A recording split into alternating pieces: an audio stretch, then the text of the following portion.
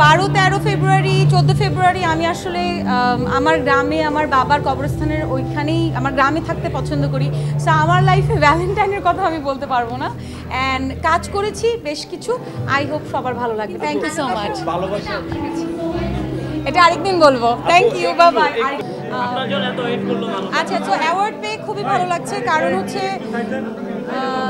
অ্যাওয়ার্ডটা mainly নরসুন্দরীর জন্য, এবং আমার ডিরেক্টর আমার পাশে দাঁড়িয়ে আছে রিঙ্কু ভাইয়া, অ্যান্ড আমরা আসলে দুজনই শুটিং করছিলাম। সো যখন দেখলাম যে দুজনকে আমাদের সম্মাননা প্রদান করা হবে ফর নরসুন্দরী, অ্যান্ড নরসুন্দরী আসলে আমার খুব পছন্দের একটা কাজ।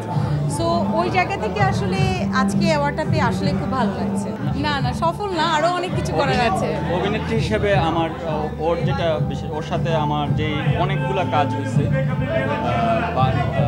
সব ম্যাক্সিমাম কাজই হচ্ছে আল্লাহর রহমতে আমরা খুব ভালো ফিডব্যাক পাইছি, এবং নারী বেজ যে কাজগুলো, পুতুলের সংসার, নরসুন্দরী, রিক্সা গার্ল, বাইকার গার্ল, লাস্ট যে নরসুন্দরী, এটাতে আসলে মানে ক্যারেক্টার হয়ে ওঠার যে চেষ্টাটা, এটা ওর ভিতরে অনেক মানে ও কষ্টটা করে আর কি, কাজটা করার জন্য পরিশ্রমটা করে।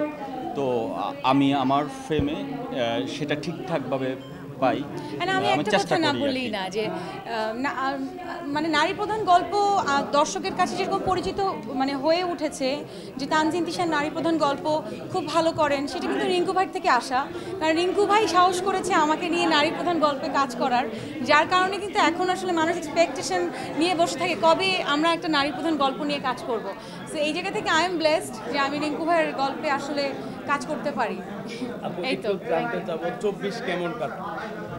24 আপস অ্যান্ড ডাউন আসলে সব জায়গায় থাকে। সো আপস অ্যান্ড ডাউন সব জায়গায় ছিল, আছে। সো আমি তো বলবো আলহামদুলিল্লাহ ভালো ছিল, কারণ আমি সবসময় ভালোটা পিক করি, খারাপটা না। নরসুন্দরী কিন্তু একটা নারীর একটা ফ্যামিলি স্ট্রাগলের গল্প, যেটা অনেক রিয়েল লাইফে আপনারা মানে কানেক্ট করতে পারবেন, এবং অনেক মানুষই কানেক্ট করতে পেরেছে।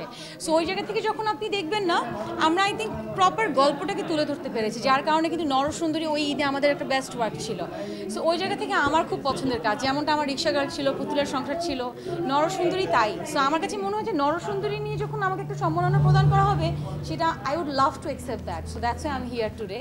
এই তো এই বিষয় নিয়েও কিন্তু আমরা কাজ করেছি। আসলে এক একজনের লাইফ এক্সপেরিয়েন্স, স্ট্রাগল কিন্তু totally different. So we can't জাজ somebody, but we can say that আমাদের গোলটা যদি আমরা ফোকাস করতে পারি, then we can do our best, but we can't জাজ সামবাডি বাই দেয়ার লাইফ, এটা আমি বলবো।